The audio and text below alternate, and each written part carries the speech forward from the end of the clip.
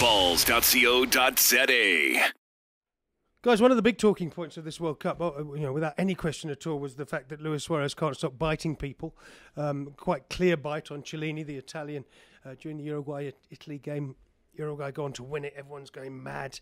And what's fascinating to me in a World Cup where, unfortunately, Bafana didn't get there, and even our best ref Daniel Bennett got injured.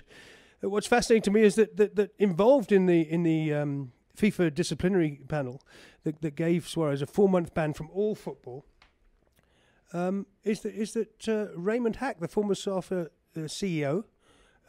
Raymond, you're still involved with the FIFA.com disciplinary panel, aren't you?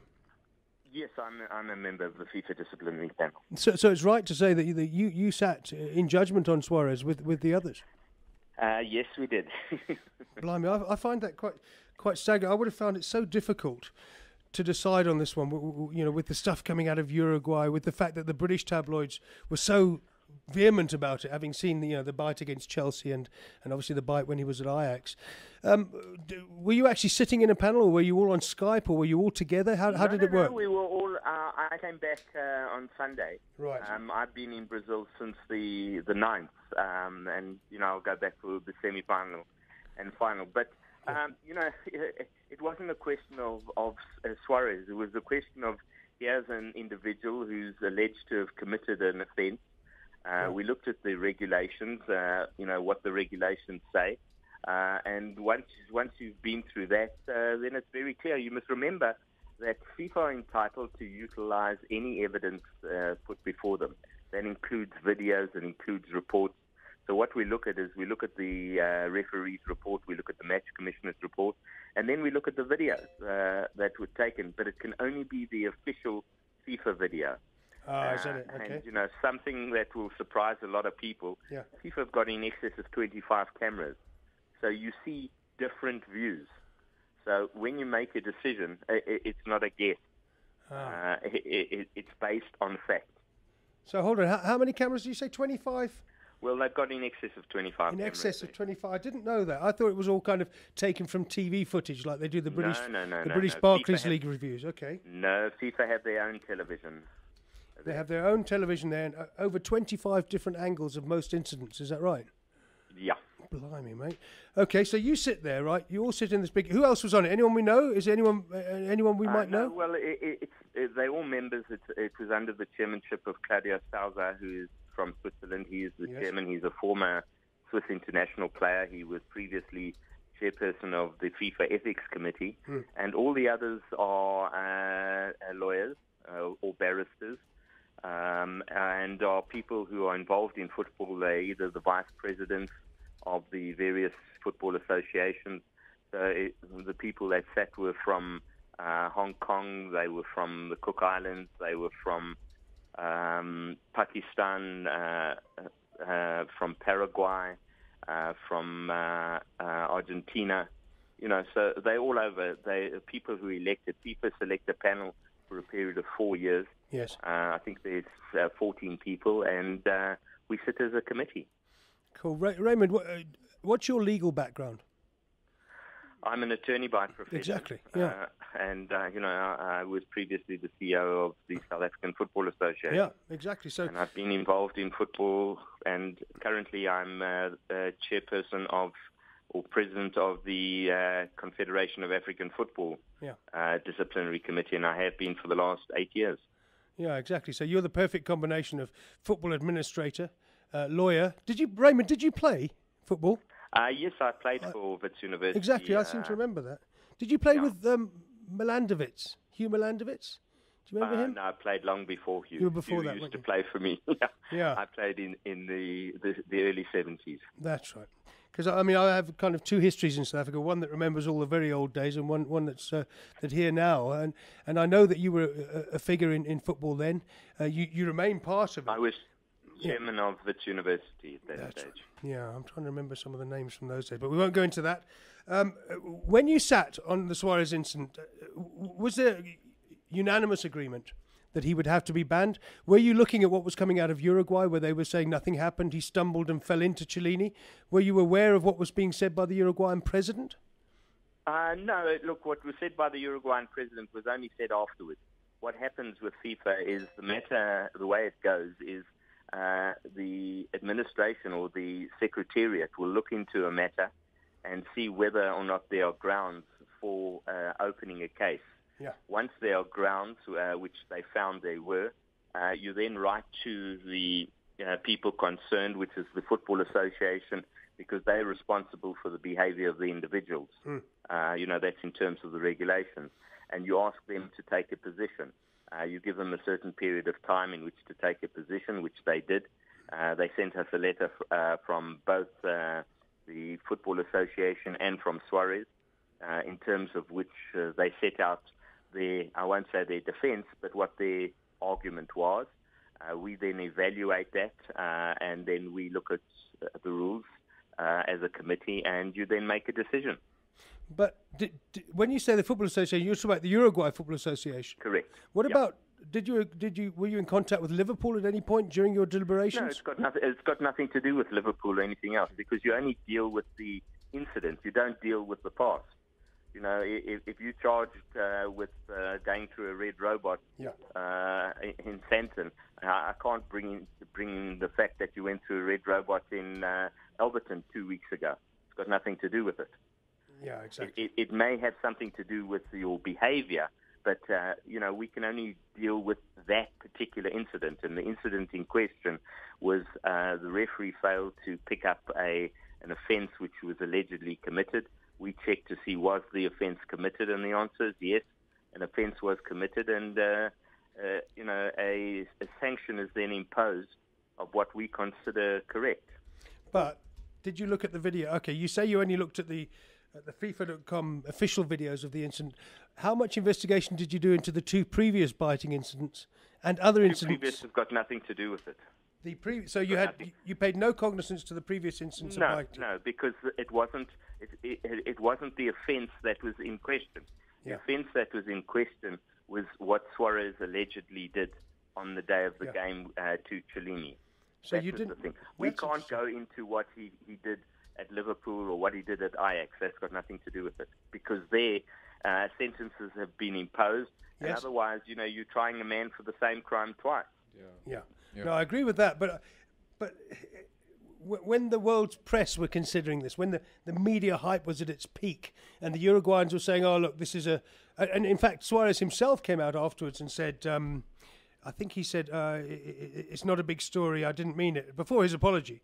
I just wondered but when you sit on these disciplinary panels, particularly in football, which is such a high-profile sport, you must be aware of previous incidents involving Suarez at the previous World Cup with the handball and the celebration, the racism allegations against Evra, and the two biting incidents before.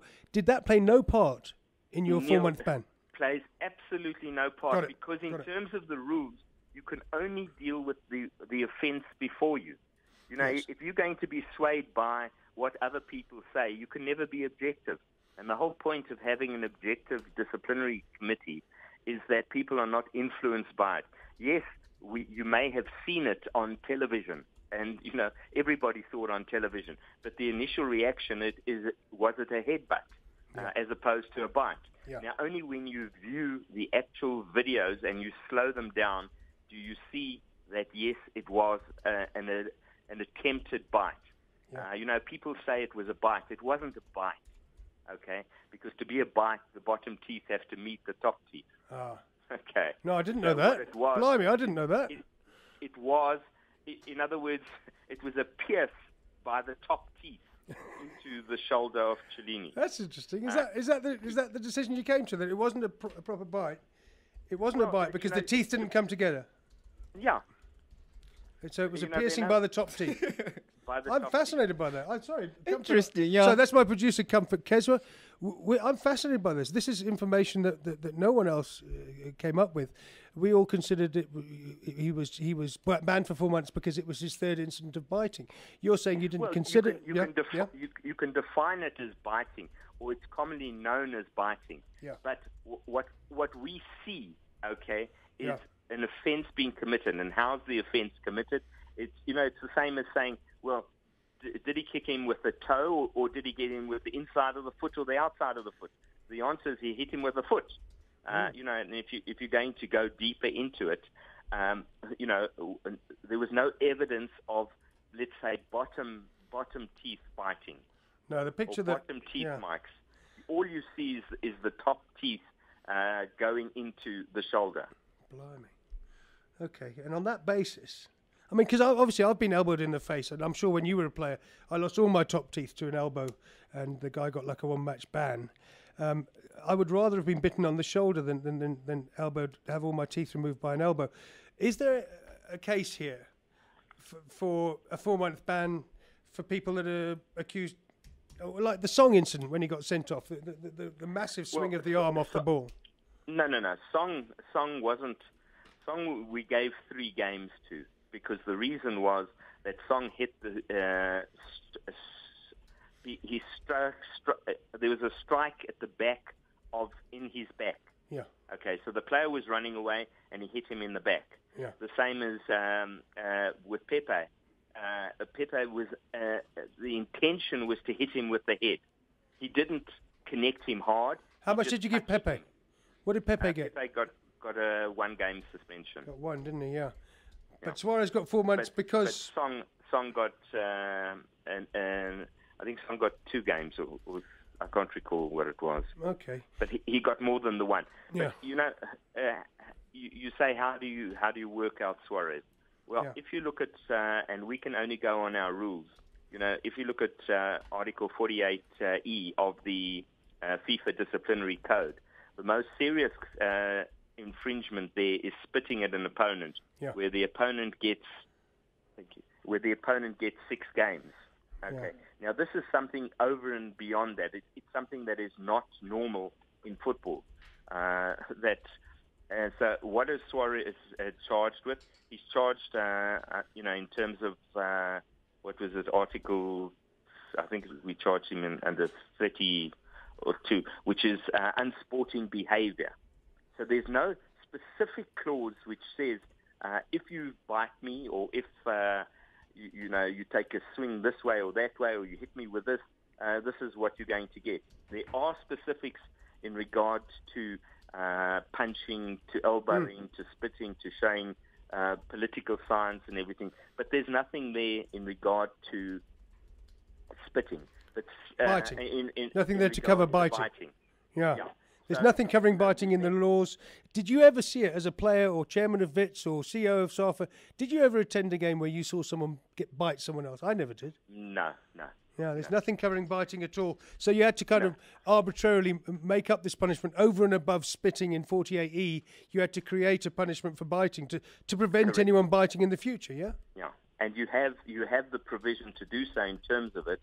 So you can impose a financial sanction anywhere from 300 euros or 300 Swiss francs to 1 million Swiss francs, and you can impose a sentence in terms of the act for serious offences. And we regarded this as a serious offence against an opponent. And so I think it's the biggest ban ever handed out by FIFA, isn't it? Yeah, it is. Well, certainly for a striking or say an offence on the body. Yeah. Obviously, there have been different ones there, but it is something that, you know, you've done. Suarez originally denied that he did it, and he subsequently come out to say yes, he did it. So, you know, I was relieved when he apologized. I'm sure you were as well. I just got all caught up in that Uruguayan president saying, "Oh, this is disgusting." Did you read that piece where he said that they're only having a go at Suarez because he doesn't have a university degree? Did you see that? No, that was very funny. We don't go into stuff like that, you know, because you've got to be objective. If you're going to allow your emotions to get involved, you know, there were lots of cartoons going off. I mean, there's one with Bugs Bunny saying, you know, I thought I had the biggest teeth.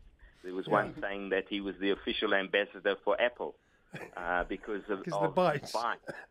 You know, there was one with in a dentist chair pulling out his front teeth to say, no. You know, that's all I've got.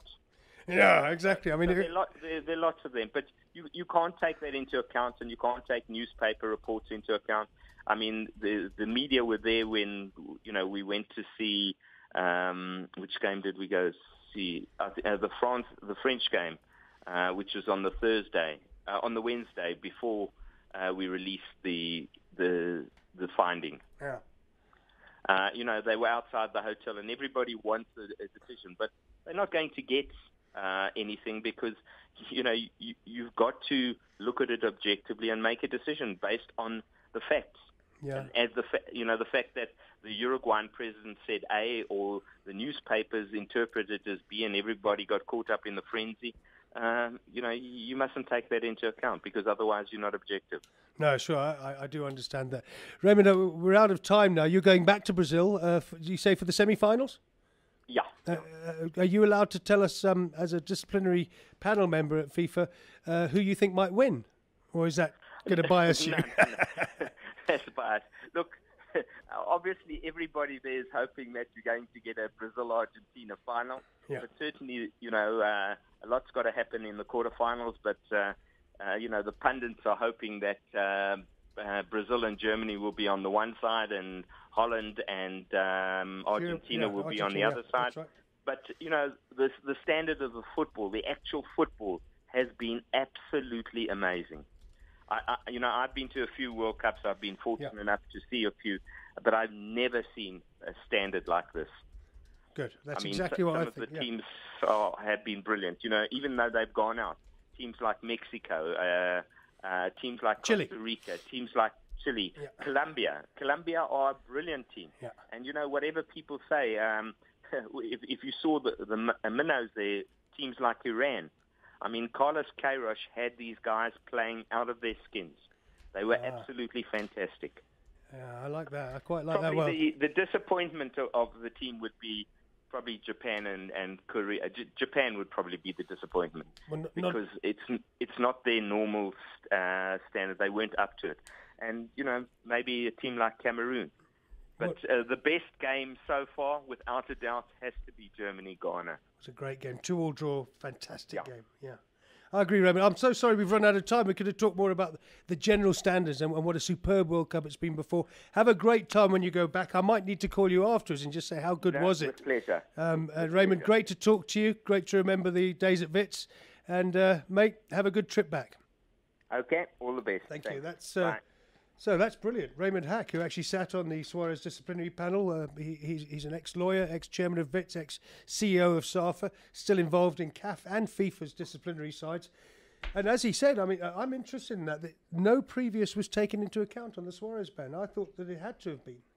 Because if it's just judging him on that one incident, Comfort, I'm not sure that I would have given him 4 months. No, I think it's only fair on that one incident because we all thought it was the sentencing was a bit too lenient, but judging by the 2 previous incidents and obviously the racial stuff that he did, yes. So we all thought he was going to get 24 months, which is the maximum of what you could get, but giving him 4 months for the one incident and also how he delved into the details of how you define biting and all that. I love that. I tried to twist it. It's hard to explain. It is. But he makes sense. And Raymond Hack, always been a sensible man in South African football for as long as I can remember even. Great stuff. Raymond Hack, thank you for talking to us. Ballz.co.za